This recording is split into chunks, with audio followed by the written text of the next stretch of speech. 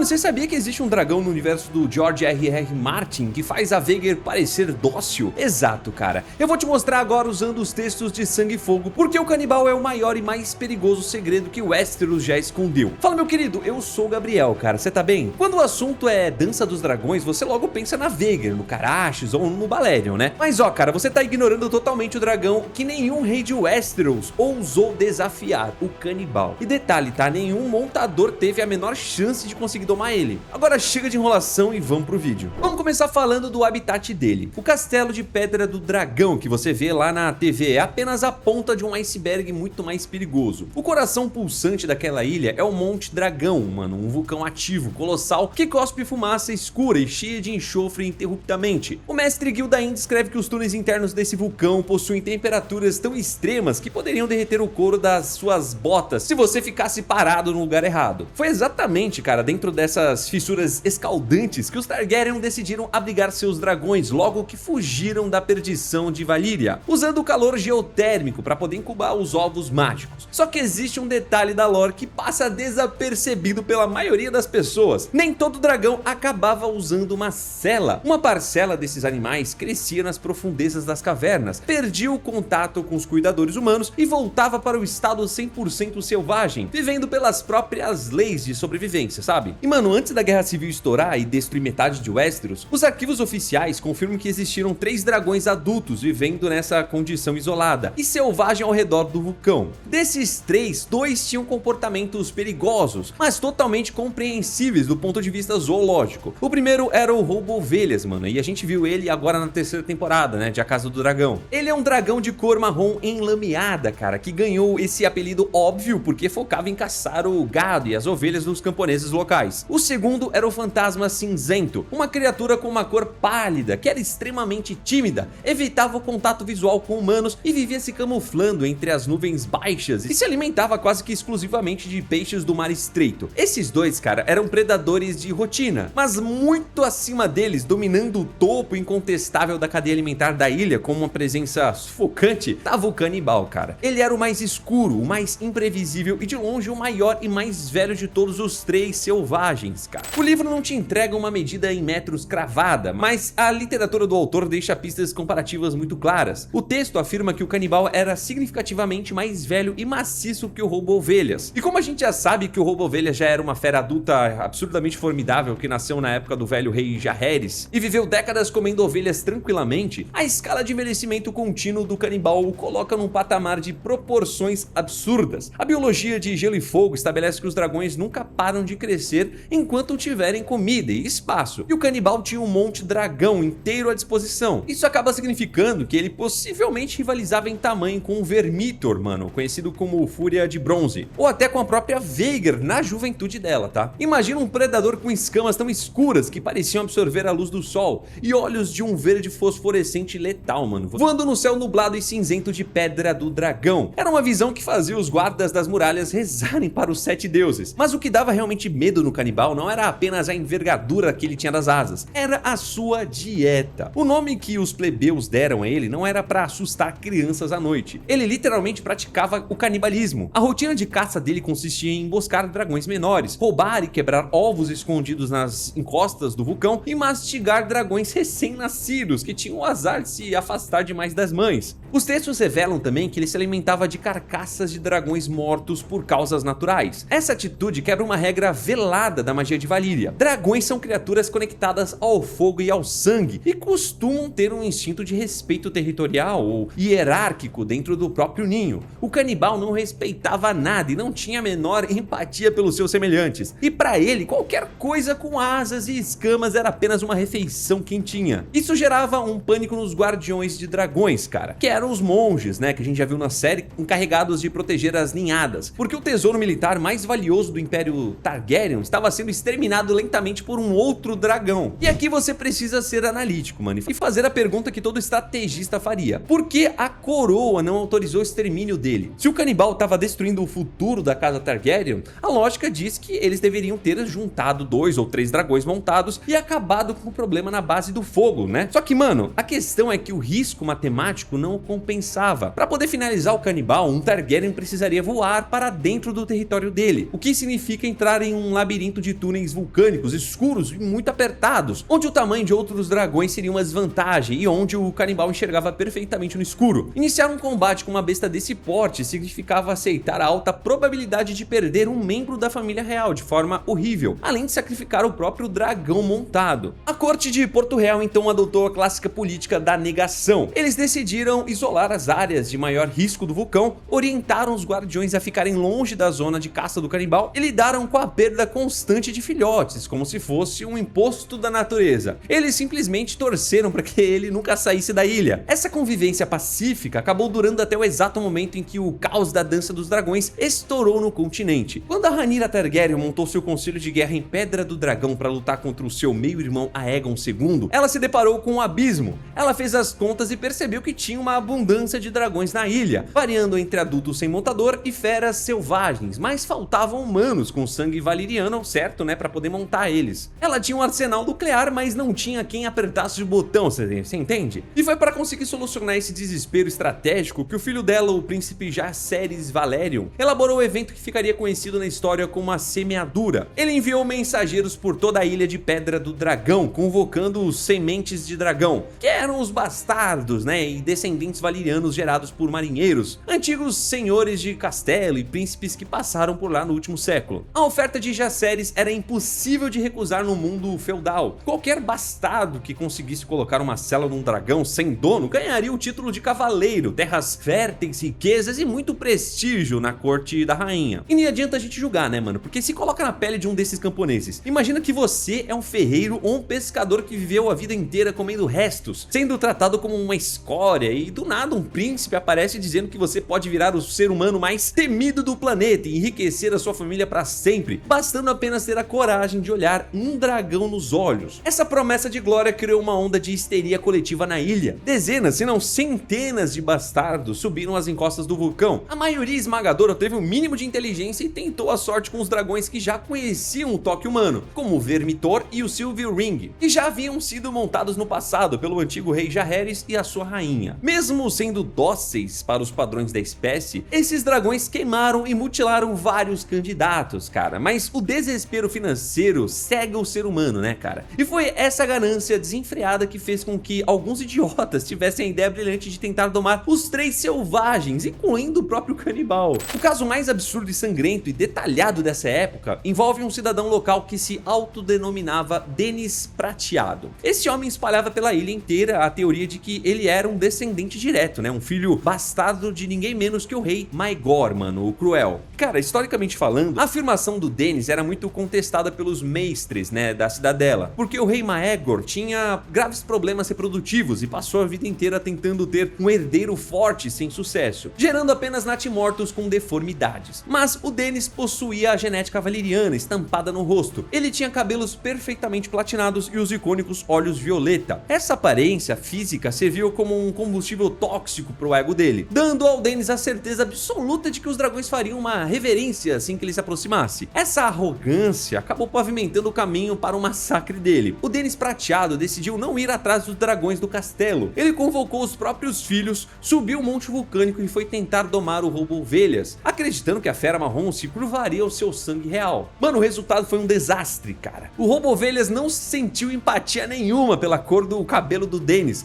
atacou sem aviso prévio e arrancou o braço inteiro do homem com uma única mordida. O cenário acabou virando um inferno de poeira, mano, e gritos. O Denis caiu no chão rochoso, entrando em um tipo de choque hipovolêmico, enquanto os filhos dele corriam desesperados para poder estancar o sangramento e tentar carregar o pai de volta para a vila. Acontece que muito sangue humano acabou jorrando nas pedras quentes do vulcão, e o cheiro de carne dilacerada subiu com o vento, e foi exatamente durante essa cena de pânico e vulnerabilidade que o céu escureceu sobre eles. O canibal não apareceu porque sentiu a magia valeriana sendo testada. Ele sentiu o faro de comida fácil e desceu como um raio negro em direção à confusão. O relatório do Gildain sobre esse evento é seco e desprovido de qualquer romantismo heróico. O canibal aterrissou com um estrondo, cravou as garras na terra e simplesmente expulsou o roubo-ovelhas do local, usando a intimidação do seu tamanho e a ferocidade de um predador que era o alfa, né? E depois de garantir o território, ele virou a atenção para o Denis Prateado e os seus filhos, e não houve troca de olhares místicos. físicos, cara. Não houve conexão telepática interrompida, não houve tentativa de luta e não houve nada, cara. O canibal devorou o homem de cabelos platinados e toda a linhagem dele ali mesmo, a céu aberto, cara, mastigando todos eles como se fossem petisco no meio da tarde, sabe? Depois daquele dia específico, a fama de devorador de homens superou a de devorador de dragões, e o medo foi tão eficiente que absolutamente nenhum outro semente de dragão chegou perto do ninho negro. O canibal passou o resto da dança dos dragões completamente ignorado,